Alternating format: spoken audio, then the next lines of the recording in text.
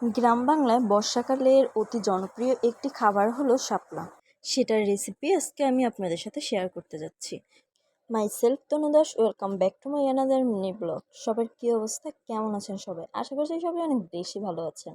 আমাদের জাতীয় ফুল শাপলা, আর এর যদি কোনো গুণাগুণ নাই থাকে তাহলে কেন সব ফুল রেখে এই ফুলকে বাংলাদেশের জাতীয় ফুল হিসেবে বিবেচনা করা হবে? তবে গাইস, এর বিশেষ একটা গুণ রয়েছে, যেটা হলো এর ডাঁটগুলোও খাওয়া যায়, আবার এর ফুলগুলোও খাওয়া যায়। কোনো কিছুই ফেলে দিতে হয় না। এর যেমন রয়েছে খাদ্যের গুণ, তেমনি রয়েছে সৌন্দর্যের গুণ। এই সৌন্দর্য নিয়ে কথা বললে যত কথাই বলা হবে ততই কম হয়ে যাবে। এটা হয়তো অনেকেই পছন্দ করেন না, আবার অনেকেই হয়তো অনেক বেশি পছন্দ করেন। আর যারা অনেকে আছে পছন্দ করেন বাট রান্না করতে পারেন না, তাদের জন্য আজকে আমার এই ব্লগটি। তো যাই হোক, কথা না বাড়িয়ে শুরু করা যাক। এটা প্রথমে ডাঁটগুলো ভালোভাবে কেটে নিয়ে ধুতে হবে ভালো করে, আর লবণ দিয়ে অবশ্যই মাখিয়ে নিতে হবে। দেন ওটাকে ভালো করে জল ছাড়িয়ে নিতে হবে। আর এক্সট্রা জল থাকলে রান্নার সময় এটা একদমই গলে যাবে, যেটা খেতে একদমই ভালো লাগবে না। তো তাই ভালোভাবে জলটা ছাড়িয়ে নিতে হবে যাতে কোনো জল না থাকে।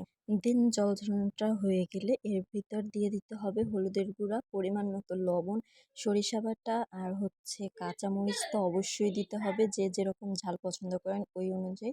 আর সাথে দিয়ে দিতে হবে নারিকেল বাটা। এটা দিয়ে ভালোভাবে পুরোটা মিক্সড করে নিতে হবে। দেন দিয়ে দিতে হবে তেল কড়াইতে। তেলটা গরম হয়ে গেলে শাপলাগুলো দিয়ে দিতে হবে। তারপর এটা ভালোভাবে একটু নেড়ে চেড়ে এটা ঢাকনা দিয়ে ঢেকে দিতে হবে। ও হ্যাঁ, ভালো কথা, এটায় কিন্তু কোনো এক্সট্রা জল অ্যাড করা যাবে না। যদি জল অ্যাড করা হয় তাহলে অনেকটা ঘেটে যাবে, তো যেটা খেতে একদমই ভালো লাগবে না। তাই আসলে এটার ভিতর কোনো জল অ্যাড না করে এটার দিয়ে যে জলটা বের হবে সেটা এটাকে সেদ্ধ হতে সাহায্য করবে। এরপর কড়াইতে রেখে বেশ কিছুক্ষণ নাড়াচাড়া করে দিতে হবে যতক্ষণ না জলটা শুকাচ্ছে। দেন নামিয়ে নিতে হবে। তো এই যে দেখুন, আমার রেডি শাপলা রান্নাটা। আর রেসিপিটা কেমন লেগেছে অবশ্যই বাসায় ট্রাই করে অবশ্যই কিন্তু কমেন্ট করে জানাবেন। Thanks for watching.